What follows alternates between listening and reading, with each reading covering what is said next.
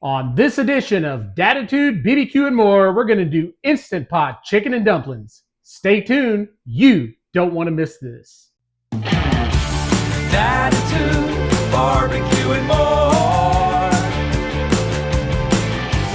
Daditude, barbecue and more.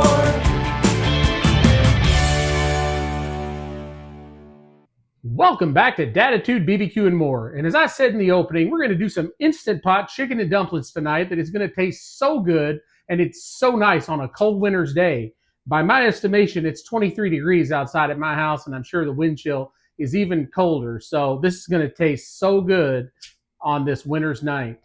Before I get started, you know what to do. That's right. You slap that bell, you hit the subscribe button, and you give me some thumbs up so we can get this video and all videos from Daditude, BBQ, and more out on the algorithm so we can be seen and we can make people better cooks in the kitchen. That's what we're here for. And then I'm also going to give a big shout out to my fifth graders this week. We were out of school all week and we did live instruction from the house, and they did a fabulous job on not only showing up but doing the work. So guys, thumbs up to you as well, I have to say.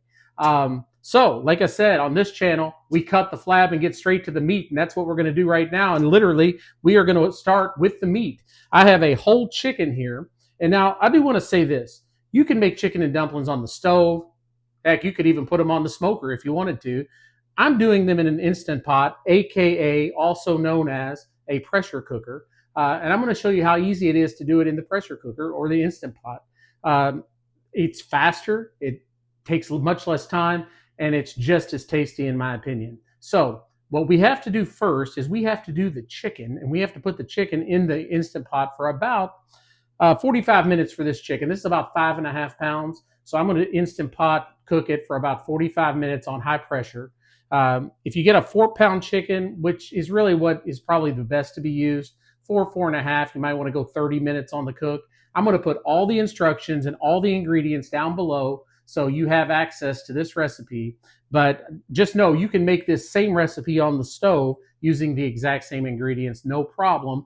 But the vegetables and things like that we use will have to take longer on the stove than they will in the Instant Pot, obviously, because we're under high pressure. You'll notice that I have not done any seasoning to this chicken whatsoever. It's just straight whole chicken. I'm going to put it in the Instant Pot and cook it. I've got 1 cup of chicken bone broth. I use chicken bone broth. You can use just regular chicken broth, whatever you want to use. I like bone broth the best, but that's just my opinion. Regular broth is the same. I've got 1 cup of that. And before I get started and do that, I want to show you that I do have a rack in my Instant Pot. If you don't have a rack, you can still do this. It's just easier with the rack. So I'm going to go ahead and put the 1 cup of bone broth in the Instant Pot. And then I'm going to put the whole chicken in the Instant Pot, just like that. Now, how easy is that? We're going to put the lid on. We're going to make sure that the valve is closed so it builds pressure. I'm going to go ahead and press pressure cook, and I'm going to do it for 45 minutes. You'll hear it beep a few times, letting me know that it is going to start cooking. And as soon as we hear that beep, which should be any time, there we go. We know that now the chicken is cooking. It takes a little bit of time, maybe 5 or 10 minutes for the Instant Pot to heat up enough to pressure cook. But once it does, we'll hear a quick beep and we'll be on timer for 45 minutes. When we come back, I will have the secondary camera out so you can see the chicken. We're going to let the chicken cool, I would say probably for about an hour, because we don't want it too hot. And we're going to pull it apart and we're going to shred it with our hands so we can put that in the actual chicken and dumpling stew when it's ready. So anyway, first step is very easy, guys. Whole chicken in the Instant Pot, let it sit, let it go for 45 minutes, and then we're going to let it rest for an hour. I'll be back in probably about an hour and a half, 2 hours to show you the finished product, and then we're going to tear it apart together and get started. I'll see you again soon. All right, welcome back. And as you can see on the secondary camera, we have the chicken that has cooled off. I actually cheated a little bit. I put it in the freezer to cool off a little bit because I knew it would take at least a couple hours for it to get down to where you can actually handle the chicken and not be burned on your fingers. So I cheated a little bit and put it in the freezer for about 30 minutes. It's cooled down, still warm to the touch though. But the next step is we need to shred the chicken. I'm going to put it over here on this foil. This chicken will go into the stew eventually to make the chicken and dumplings. Just going to give you just a quick, easy look at how we do that. I'm not going to shred the whole chicken on camera because it'll just take too long. But you can see on the secondary camera, you just take it apart. I mean, it pulls apart. The great thing about the Instant Pot is that it cooks the meat so tender. Whatever meat you're cooking, an Instant Pot will cook it super, super tender. Much the same way a smoker would do, just a different taste and just a different method, obviously. And again, if you just have a standard pressure cooker at home, you could do this same thing.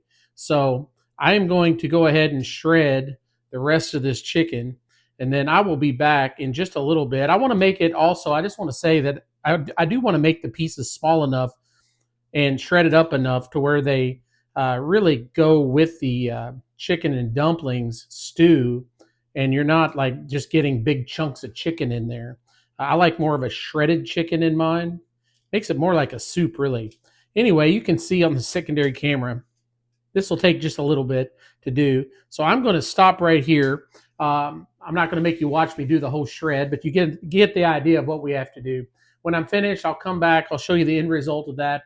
We'll go ahead and make the stew, and then we'll make up the dumplings. And man, we'll get going on this. I can't wait to give a taste test on this in a little bit. So I'll be back in a few minutes, and we'll go from there. All right, guys, look at how much chicken that one whole chicken produced on a shred. That is amazing. It's an amazing amount of chicken. I will not use the whole chicken in the stew. I will have some left over for some leftovers, but I will at least probably use half of that in the stew. Just wanted to let you all see an up-close version of how much shredded chicken comes off one whole chicken. It's amazing. All right, welcome back. Now that the chicken is finished and shredded, it is time to make the stew. I've got already cut up celery, carrots, and onion that I'm going to add into the Instapot. I have the secondary camera facing down so you can see how I mix it in. I also have 1 can of cream of mushroom soup, 1 can of cream of chicken soup, and we're going to put in 2 teaspoons of thyme, the spice. So the first thing I'm going to do is actually I'm going to add in the vegetables. And you can see me pouring those in on the secondary camera. And we're going to stir those up. Now, one thing I did want to say, and you'll notice that I left the bone broth in the Instant Pot after the chicken cooked. We need that liquid in there or else it'll just get too thick as we cook. I might even add a little extra bone broth as we go on the cook. But for now, this should be enough to get things started. Notice how I'm stirring around all of the vegetables in the bone broth. Get those soaked. Then we take the soups. This one is the cream of chicken soup. And we just scoop that out into the Instant Pot. Make sure you get as much as you can possibly get out of there. These are thicker, condensed type soups, so they don't look like a traditional soup, obviously, but it adds a little substance to the stew. And as usual, always have to have a little paper towel or something to wipe your hands on because you're going to get messy when you cook. That's just part of it. The cream of mushroom's a little bit less consistent there as far as like compared to the cream of chicken, but it's still thick. And so we're going to make sure we get all of that out.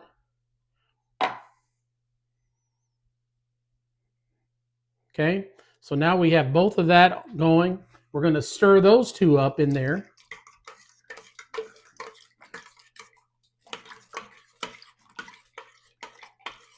We're going to make sure we get it all stirred in. And it doesn't have to be completely mixed in because as it cooks, it will liquefy even more.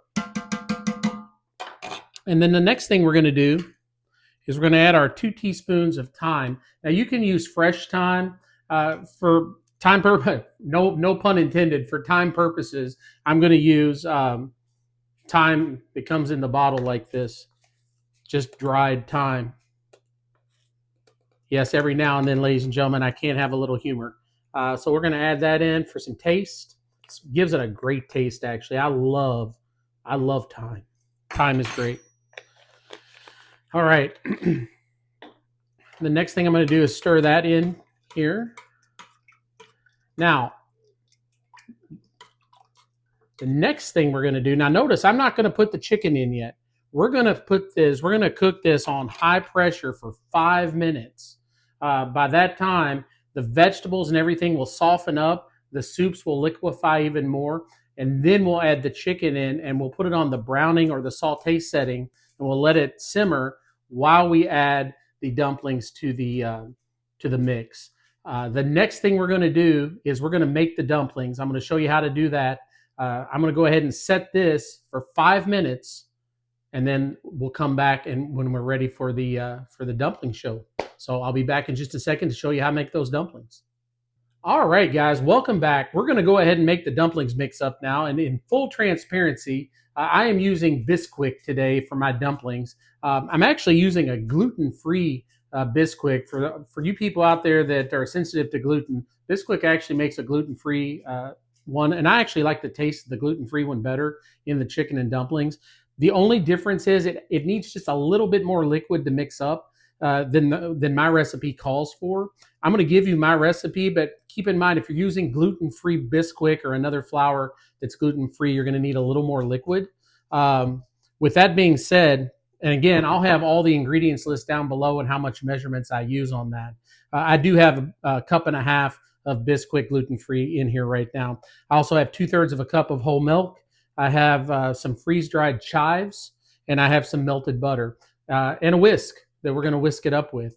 The stew is on, but it is still not gotten to the right temperature for the pressure cook yet, but it is going. You might hear a beep as we're mixing up this mixture for the dumplings. No problems with that. That just means that it's starting, and the 5 minutes will have started at that time. First thing we're going to do is we're going to pour in the milk, and you can see that on the secondary camera. Now, again, I've got a little extra milk just in case because it's gluten-free, and sometimes that requires more. I'm going to put 1 tablespoon of freeze-dried chives. Now, again, you can use fresh chives. Fresh chives are great. I love fresh chives. Ironically, I couldn't find any at the store today when I was shopping for the ingredients. So, anyway, we're going to go ahead and put the butter, the melted butter. That's 2 tablespoons, by the way, of melted butter. And then we're just going to whisk it up. And you can see on the secondary camera how this nicely mixes in. We don't want to over whisk it, but I am going to add in just a little bit more milk. Just as I thought, it needs a little bit more liquid in there. And we're just going to move it around a little bit. Again, because it's gluten-free, 2/3 of a cup of milk just isn't enough. If you're using regular Bisquick or regular flour, then that'll be perfect. We're just mixing this up, getting it to a consistency that we can drop in the dumplings quickly and easily. And again, it's getting a little messy from time to time, and that's okay because we're home cooks, right? Sometimes it's just going to get a little bit messy. I would almost say that this probably takes more like a cup, maybe a cup and a quarter of liquid. But anyway, this is what it's supposed to look like. And I'm going to go ahead and tap off the whisk here so we get all of it out.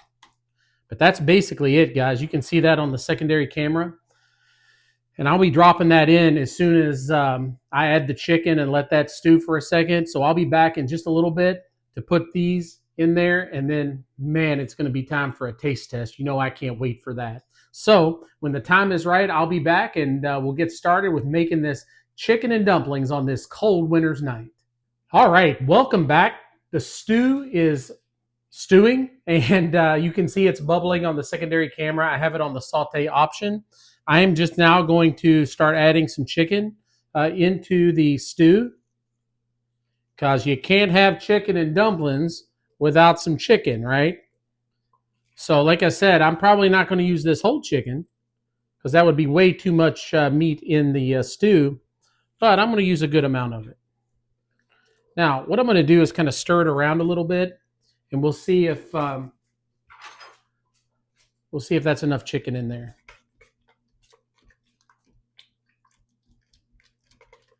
And I do believe that is enough chicken, maybe just another little handful.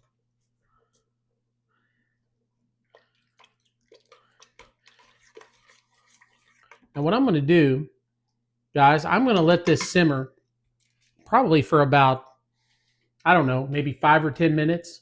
Get that chicken in there, get it nice and hot again, get it nice and tender, and then we're going to add the dumplings in, and we're going to see how that goes. So let's give it about 5 minutes, and I'll be back to do the dumplings. See you then.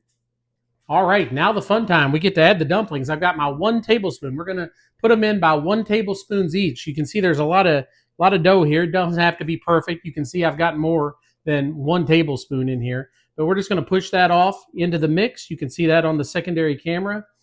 Doesn't matter where it falls. You don't have to be perfect about it. We've already said that a million times on this cooking channel. Doesn't have to be perfect.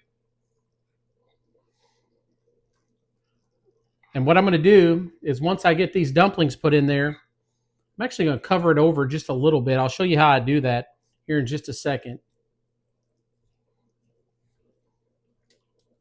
Got a little escaping dough over here. I have to wipe that up before we get going on this. I do try to space out the dumplings a little bit, but all in all, they'll cook up and mix in there just fine no matter how you do it. But I'll tell you what, guys, it doesn't get much better than chicken and dumplings on a cold winter's night. And like I said, I bet the wind chill here tonight probably close to single digits, if not lower. It's been so cold and snowy this week that a good chicken and dumpling stew sounds so good. I can't wait to bite into it, I'll tell you.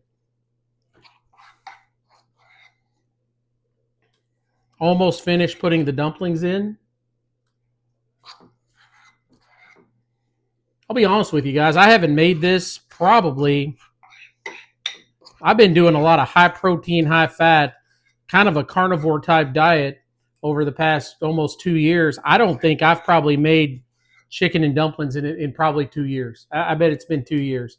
So it's been great to get back to kind of my roots a little bit on cooking. Used to cook this quite a bit, and I love chicken and dumplings. So that's it. As you can see, no more dough to put in there, or batter, as we would say. I'm going to wipe it off just a little bit, and then what I'm going to do is I'm just going to put the top on. I'm not going to close it down or lock it. I'm just going to kind of just put it lightly over top. Trap some of that inside, and then maybe in about 10 minutes we'll come back. It should be about finished, and we can take a taste test. I'll see you then. Well, guys, this came out better than I could have even possibly imagined it would turn out after 2 years of not having made it. It looks fantastic. It has simmered to perfection. The dumplings have risen, and it looks just so good. I am going to take a little spoonful, put it up to the secondary camera. Lots of dumplings in that, good amount of chicken, some vegetables. Man, I'll tell you, it doesn't get much better than this for comfort food on a cold winter's night. Chicken and dumplings is where it's at, especially when it's nice and warm and freshly made. Now it's time. It's time for my favorite moment, the taste test. And man, I can't wait.